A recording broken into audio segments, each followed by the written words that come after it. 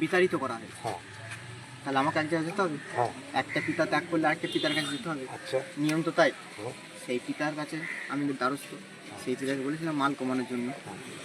তারা তখন চিন্তা ভাবনা করেছিল, আলোচনা হচ্ছে 2025-এ, হ্যাঁ। আর এটা সিদ্ধান্ত নেওয়া ছিল 2024-এ, হুম। যেদিনকে আমার মাল পান্ডুয়া থানায় ধরেছিল।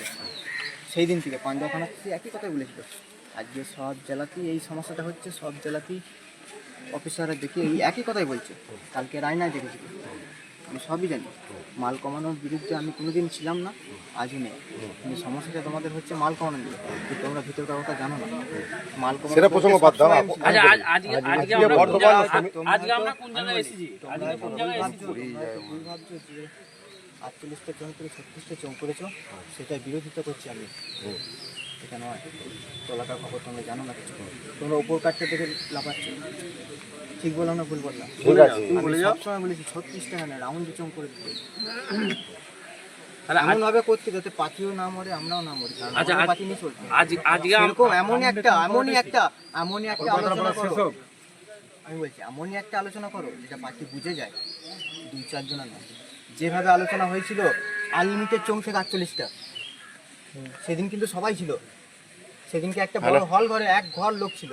হ্যাঁ আর যেদিনকে 48টা থেকে 36টা হলো, সেদিন কেন 10টা লোক 20টা লোক ছিল? পরে ফোন করছি, আমার পরে ফোন উদ্দেশ্য করছি। এইটা। বলছি আজকে ফেলে আমরা মনসা থানায় এসে কি বুঝলাম যে আমাদেরকে ব্যবসাটা কন্ট্রোল করতে হবে, অবশ্যই যেহেতু জানি তো, চোং আমি সব কমাতে থানাতেই হবে, বলছি, আমি সব তাই তো? খবর জানি তো। হ্যাঁ, বলছি তো। মনসা থানায় আজকে সেটাই তোমাদের বুঝা গেল, তাই তো? যেখানে বললেন যে তাতে মারামারিটা না হয় সেই ব্যবস্থাটা করতে, এটা অ্যাকচুয়ালি মারামারি যাতে না হয়। আমি তো বলছি তো স্যার, কিন্তু ডেসিবেলটা বলতে পারে 48টা চোং লাগালেও যেমন ডেসিবেল হবে। তাহলে তোমরা চাইছো যে 48টা চোং, আমরা একবারও 48 তাহলে স্যার যেটা বললো যে বলি আমরা লিস্ট আজকে স্যারকে দেবো, ঠিক আছে? স্যারকে দেবো আজকে লিস্টটা দেবো, ঠিক আছে? স্যারকে দেওয়ার পর তুমি হয়তো শুনবে না। না আমি কেন শুনবো না স্যার, একবারও বলি নাই।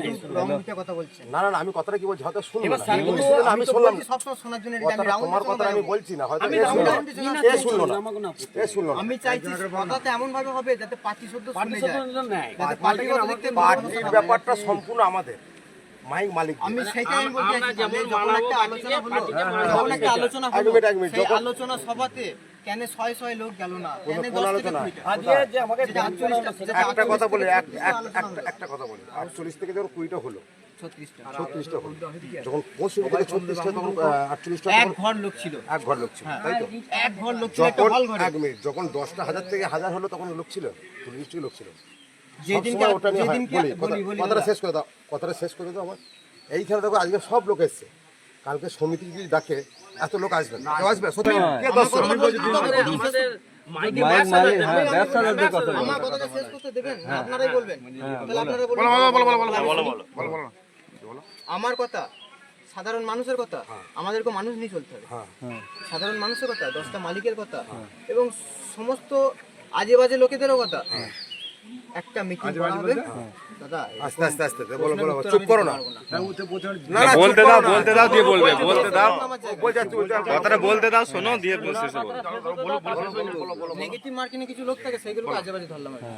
বুঝবেন?